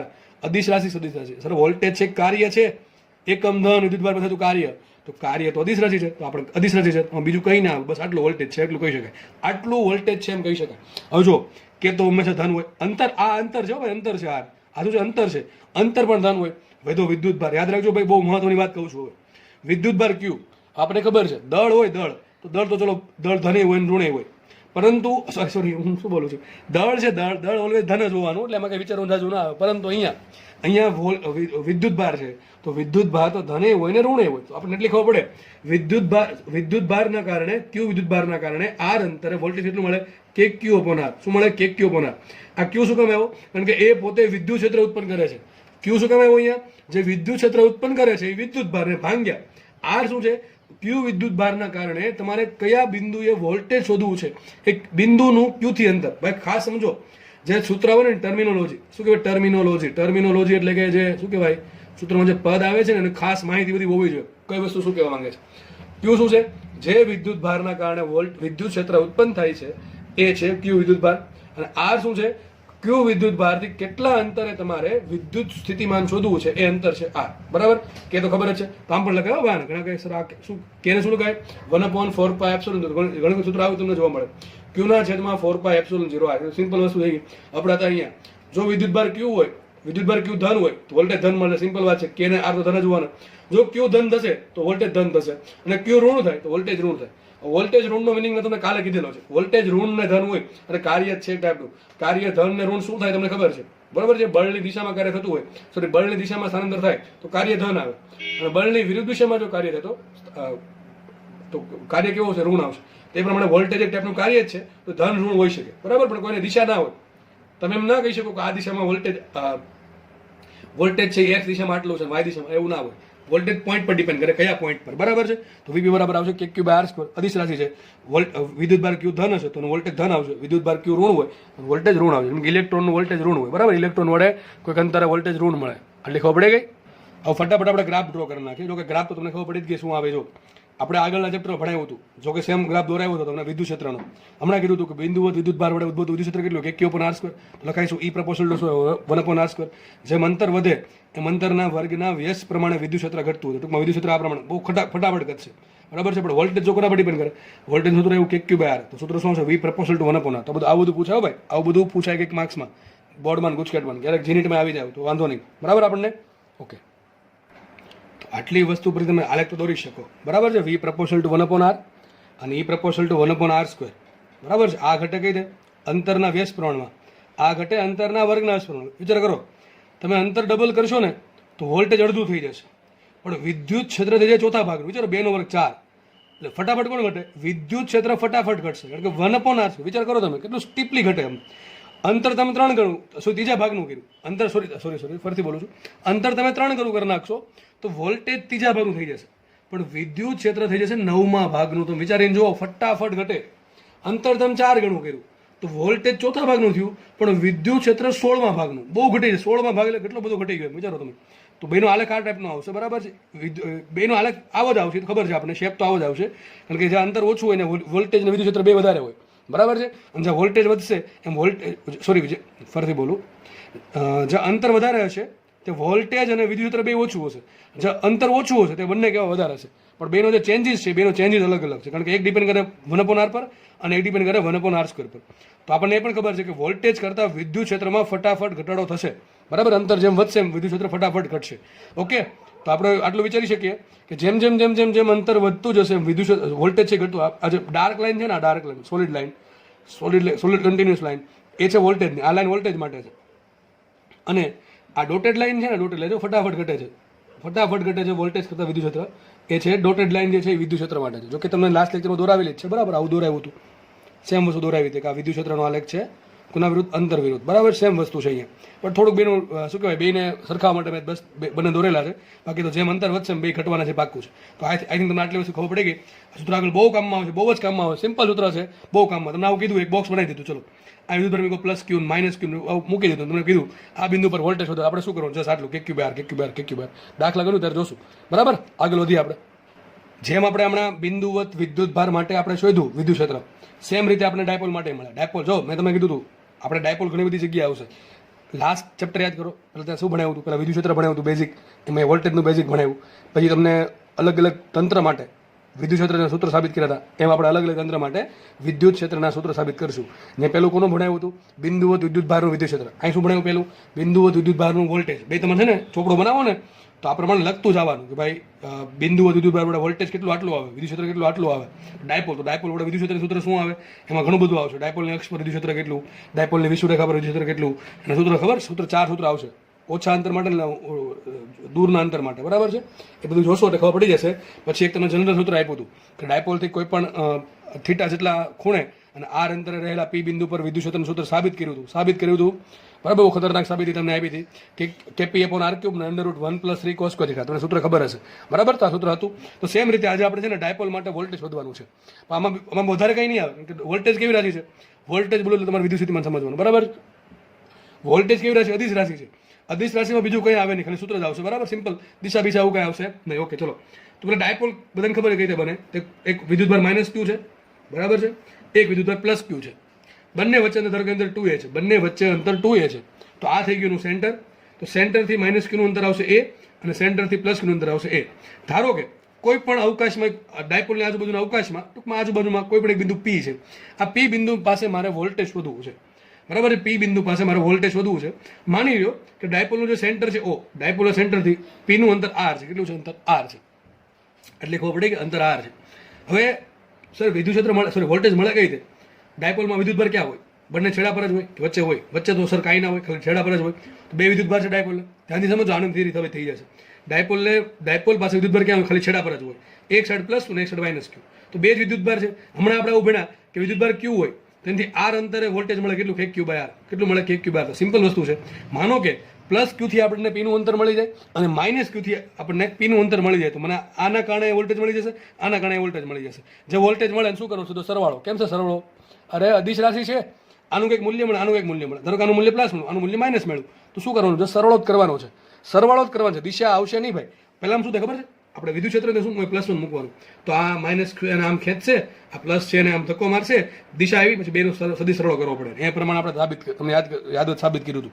પણ અહીંયા દિશા ના આવે, જસ્ટ ખાલી શું આવે? સરવાળો જ આવે. તો વિચારો, માની લો ધારો કે પ્લસ ક્યુ વિદ્યુત ભારથી પી બિંદુનું અંતર r પ્લસ છે. હવે r આમ લખેલ છે, r પ્લસ. તમને એવું સમજ ના પડે તો r1 r2 લખી દેવાનું. r1 ને r2 એટલે વાત થાય પૂરી. આ જસ્ટ તમને ચોપડીમાં આપ્યું એટલે આ પ્રમાણે કરાવું કે ભાઈ તમે છે ને અહીંયા થિયરી ભણો અને બોર્ડમાં ભણો એટલે બેન ભેગી કરી શકો, બરાબર. તમે યાદ રાખી શકો. એટલા માટે હું ચોપડી પ્રમાણે જાઉં છું. બાકી તમે ગમે નામ આપો, r1 r2 r3 r4, કંઈ ફરક જ નથી પડતો. શું લેવા દેવાય ને યાર? r પ્લસ લખો કે r1 લખો, બરાબર છે. ઓકે. અને માનો કે માઇનસ ક્યુનું p થી અંતર r માઇનસ છે. આ માઇનસ r નહીં, r માઇનસ. અને છે જસ્ટ ખાલી માઇનસ લખ્યું છે. r પ્લસ એટલે p બિંદુનું પ્લસ ક્યુથી અંતર અને r માઇનસ એટલે પી બિંદુનું માઇનસ ક્યુથી અંતર. બેને અંતર મળી ગયા. ચલો, તો કુલ વોલ્ટેજ કેટલો આવશે? વીપી બરાબર કુલ વોલ્ટેજ કેટલો આવશે? ચલો, આ પ્લસ હમણાં ભણાવ્યું કે ક્યુ વિદ્યુત ભારના કારણે આર અંતર વોલ્ટેજ કેટલું? સિમ્પલ કે ક્યુ બારમાં બીજું કંઈ આવે નહીં, સિમ્પલ તાજ. તો પ્લસ ક્યુના કારણે પી બિંદુ પર વોલ્ટેજ કેટલું? કે ક્યુ અપોન આર. ચલો, કે ઇન્ટુ ક્યુ પ્લસ ક્યુ. છેદમાં આર, અંતર કેટલું આર પ્લસ, તો આર પ્લસ લખ્યું. હજી આના કારણે એવું વચ્ચે કઈ વિદ્યુત ભાર છે? વચ્ચે કોઈ વિદ્યુત ભાર છે નહીં. બીજું કોણ આવશે? માઇનસ ક્યુ. માઇનસ ક્યુ ના કારણે પી બિંદુ પાસે વોલ્ટેજ કેટલું? તો સિમ્પલ એ જ વસ્તુ કે ક્યુ બાર, તો કે એમને રાખવાનું. જો ક્યુ છે ક્યુ, એનો તમે દિશા શોધવામાં ઉપયોગ કર્યો ના, સોરી, જે માઇનસ ક્યુ છે એ માઇનસનો ઉપયોગ તમે દિશા શોધવામાં કર્યો. અરે સર, વોલ્ટેજમાં દિશા જ ના આવે. યાદ કરો, તમે યાદ કરો, તમે મેં એવું શીખવાડ્યું હતું વિદ્યુત ક્ષેત્રમાં કે માઇનસનો ઉપયોગ તમે દિશા શોધવામાં કરી નાખો, પછી તમે જ્યારે સૂત્રમાં કિંમત મૂકો ત્યારે માઇનસ ક્યુ નહીં, ખાલી ક્યુ મૂકવાનું. પણ એમાં આપણે માઇનસનો ઉપયોગ દિશા શોધવા માટે કરતા હતા. અહીંયા તો દિશા આવતી જ નથી, તો માઇનસનો ઉપયોગ ક્યાંય થયો જ નથી. માઇનસ ક્યુમાં જે માઇનસ છે એનો ઉપયોગ ક્યાંય થયો જ નથી, તો આપણે સૂત્રમાં ક્યુ મૂકવું પડે, માઇનસ ક્યુ મૂકવું પડે, માઇનસ ક્યુ મૂકવું પડે. પણ આ વસ્તુ લોજિકલી સમજેલી હોય તો જ ખબર પડે, બાકી ઉપરથી જાય. બરાબર છે? ઘણા શું કરે, વિદ્યુત ક્ષેત્ર શોધો ને તો માઇનસનો અહીં દિશા શોધવામાં ઉપયોગ કરે ને પછી માઇનસ એ મૂકે, તો માઇનસ માઇનસ પ્લસ થઈ ગયું, તો દાખલો ખોટો પડે. પણ અહીંયા એવું થશે નહીં, કારણ આપણે માઇનસનો ઉપયોગ કર્યો જ નથી, એટલા માટે શું મૂકવું પડે? માઇનસ ક્યુ મૂકવું પડે. શું આવશે? કે ઇન્ટુ શું મૂકવું પડે? માઇનસ ક્યુ છેદમાં અંતર, કેટલું અંતર? R minus. ઘણા માઇનસ માઇનસ ઉડાડે, અરે ભાઈ માઇનસ નથી, આ માઇનસ નથી, આ જસ્ટ ખાલી નામ છે, આવું નામ આપ્યું, આર માઇનસ નામ છે આવું. એમાં સમજવાનું પડે. મેં તમને શું કીધું? Plus R one R two મૂકી દેલો, વાત થાય પૂરી. બરાબર? સૂત્ર મળી ગયું આપણને. મેં તમને પહેલા કીધું હતું કે ઋણ વિદ્યુત ભારના કારણે વોલ્ટેજ ઋણ મળે, ધનના કારણે ધન મળશે. બરાબર? કરવાનો બેનો સરવાળો. તો સિમ્પલ બે કોમન સોલ્વ છે. કે ક્યુ કોમન આવશે ત્યાં વધે શું? અહીંયા વચ્ચે જો 1/r પ્લસ 1/r પ્લસ, અહીં શું છે? Minus 1/r minus. લસા લે તો આર માઇનસ અહીંયા આવશે, આર પ્લસ અહીંયા આવશે, છેદમાં બેનો ગુણાકાર. સિમ્પલ થઈ ગયો. આવું હવે મેથેમેટિકલી છે ને, અહીંથી એક લંબ દોરવાનો, લંબ દોરવાનો, લગભગ આ અંતર બધા સરખા આવશે.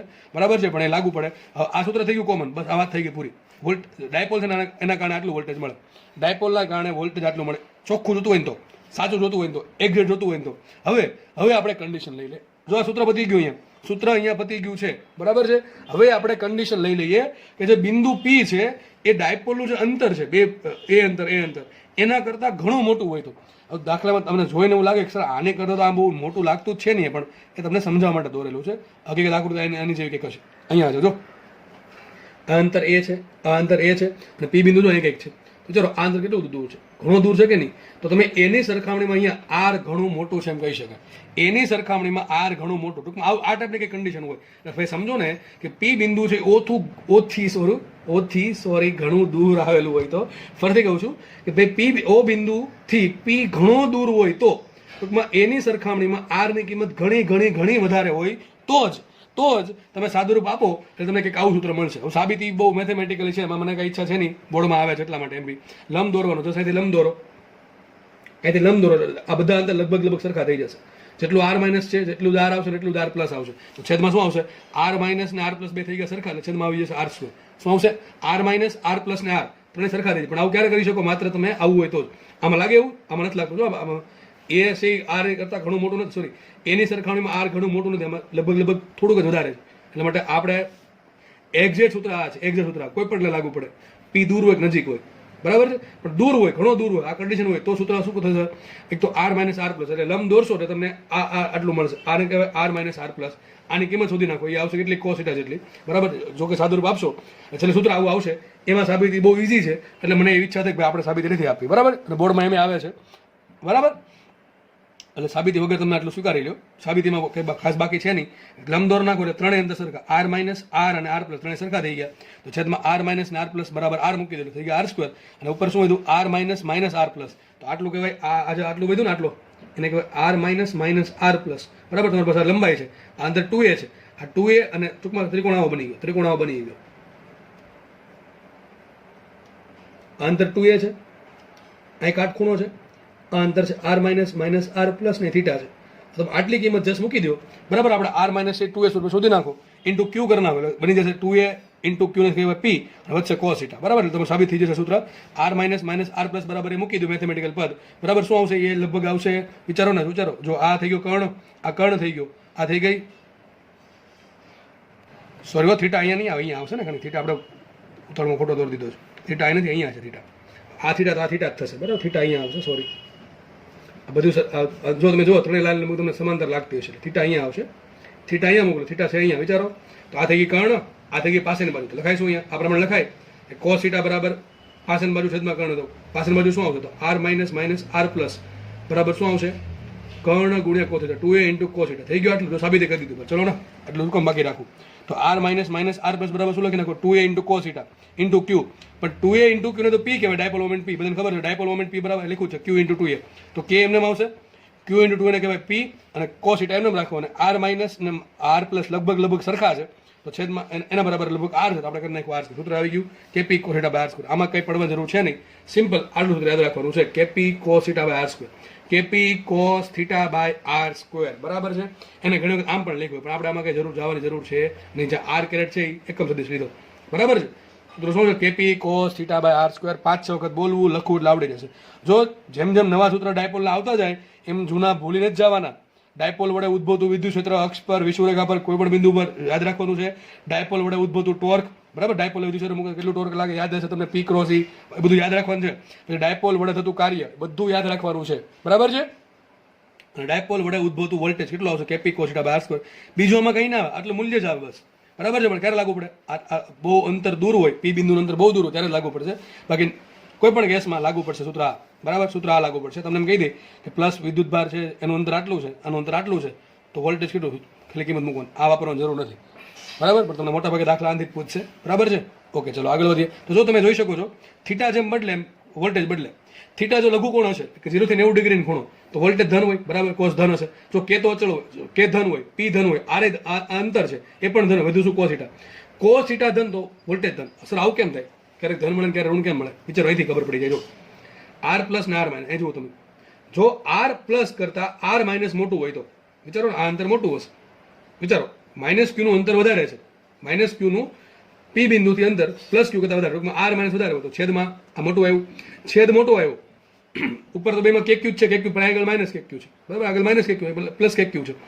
અંતર છે મોટું, આ અંતર છે મોટું, આનો જવાબ નાનો, તો જે ઋણમાં જવાબ આવશે ઓછો આવશે, અને આનું અંતર નાનું છે, આર પ્લસ નાનું છે, તો અંતર મોટું આવશે, તો આ ધનમાં આન્સર મોટો આવશે. ધન માઇનસ ઋણ, આન્સર ધનમાં આવશે. ટૂંકમાં પી બિંદુ છે એ માઇનસ સુધી ઘણો દૂર હોય, વિચારો ને ભાઈ, અંતર જેમ વધારે બરાબર વિદ્યુત ભારનું, વિદ્યુત ભારથી પોઈન્ટનું એમ એનું વોલ્ટેજ ઓછું. તો પી બિંદુ છે જો પ્લસ ક્યુ નજીક હોય, પી બિંદુ છે એ પ્લસ ક્યુ નજીક હોય તો વોલ્ટેજ ધન આવશે, ડાયપોલ વડે ઉત્પન્ન થતું. અને પી બિંદુ છે પી બિંદુ અહીંયા કંઈક હોય, વિચારો પી બિંદુ અહીંયા કંઈક હોત તો આપણે આ અંતર આર માઇનસ થાય અને આ અંતર આર પ્લસ થાય. તો આર માઇનસ નાનું છે, આર પ્લસ મોટું છે. આર માઇનસ નાનું તો જે આન્સર આવશે એ ઋણમાં મોટો આવશે, આર પ્લસ મોટું તો આન્સર ધનમાં નાનું આવશે. ઋણમાંથી ધન બાદ કરવું પડે તો આન્સર માઇનસમાં આવશે. 100 વાતની એક વાત કે પી બિંદુ છે જો આર ની માઇનસ ક્યુ નજીક હોય તો વોલ્ટેજ ઋણ આવશે, અને જો પી બિંદુ છે એ ધન વિદ્યુત ભાર નજીક હોય તો વોલ્ટેજ ધન આવશે, કારણ કે અંતર પર ડિપેન્ડ કરે. જેમ અંતર દૂર એમ વોલ્ટેજ નાનું બરાબર. તો તમે કોસ થીટા પરથી પણ સમજી શકો છો. મને એમ કહો કે ડાયપોલની વિષુવરેખા પર વોલ્ટેજ કેટલું હોય, ડાયપોલની વિષુવરેખા પર વિચારો, સિમ્પલ વિચારો આવું, ડાયપોલ વિષુવરેખાને કહેવાય ને બરાબર. મને અહીંયા પી બિંદુ અહીંયા છે, કેટલું વોલ્ટેજ હોય વિચારો ને, વિચારો આ માઇનસ વિદ્યુત ભાર છે, આ પ્લસ વિદ્યુત ભાર છે, જેટલું અંતર આ છે એટલું અંતર તો આ છે. વિચારો કિંમત મૂકો માઇનસ કે ક્યુ બાય આર પ્લસ કે ક્યુ બાય આર, શું આન્સર આવે 0 આવે. અરે એમ ખબર ન પડે તો થીટા બરાબર કેટલા આવશે.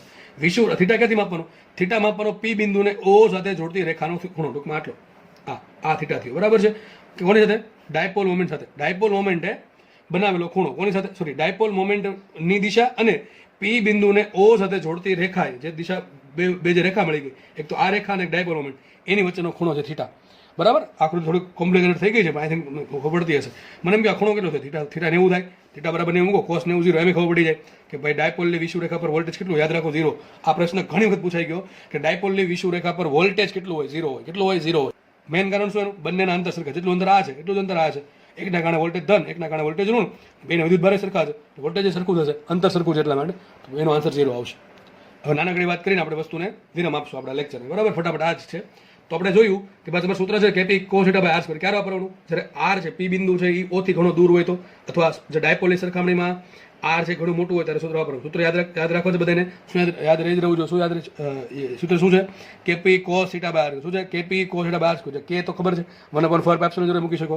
પી શું છે, ડાયપોલ મોમેન્ટ. થીટા શું છે, થીટા છે આ ભાઈ ડાયપોલ મોમેન્ટ દિશા આ હોય, આ પી કિરણ દિશા છે, પી બિંદુ અહીંયા તો થીટા થઈ ગયો, આ પી બિંદુ અહીંયા હોય તો થીટા થઈ જશે આટલો બરાબર કે નહીં.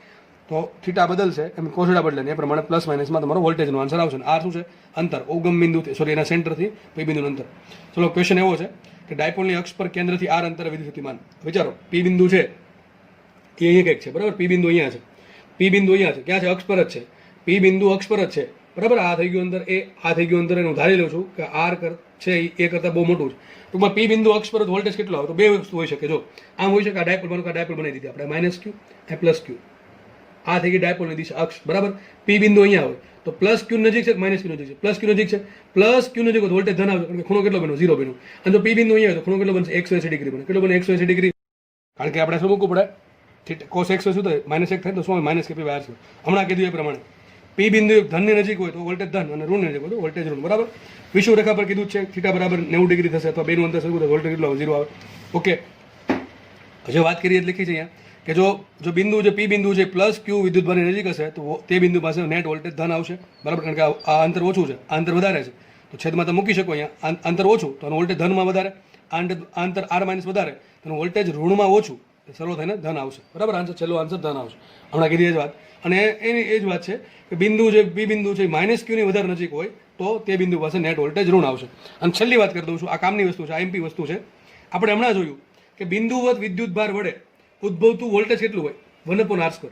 સોરી, હું ફરીથી બોલું છું, બિંદુવત વિદ્યુત ભાર વડે ઉદ્ભવતું વોલ્ટેજ કેટલું? હમણાં જોયું Q/R, બરાબર કે નહીં? તો શું આવે? V proportional to 1/r. પરંતુ અહીંયા જુઓ, બિંદુવત વિદ્યુત ભાર એટલે કે ડાયપોલ વડે ઉદ્ભવતું વોલ્ટેજ કેટલું? Kp cos θ/r હતો, કેટલું લગાવે? 1/r². આવું જ થયું હતું, યાદ કરો. આવું જ વિદ્યુત ક્ષેત્રમાં થયું હતું. મેં તમને એમ કીધું હતું વોલ્ટેજમાં સાબિત કરી, એ દિવસ આજે આવી ગયો છે. ફરીથી કહું છું, બિંદુવત વિદ્યુત ભાર વડે ઉદ્ભવતું વોલ્ટેજ કેટલું? 1/r હોય. પરંતુ ડાયપોલ વડે ઉદ્ભવતું વોલ્ટેજ કેટલું? 1/r² હોય. એક ઘાત વધારવાની હોય. જો આમાં એમ જ હતું, બિંદુવત વિદ્યુત ભાર વડે ઉદ્ભવતું વિદ્યુત ક્ષેત્ર કેટલું હોય? Kq/r². યાદ છે? Sorry, Kq/r². શું આવે? 1/r². અને ડાયપોલ વડે ઉદ્ભવતું વોલ્ટેજ કેટલું હોય? તમે યાદ કરજો, 2 Kp cos θ/r3.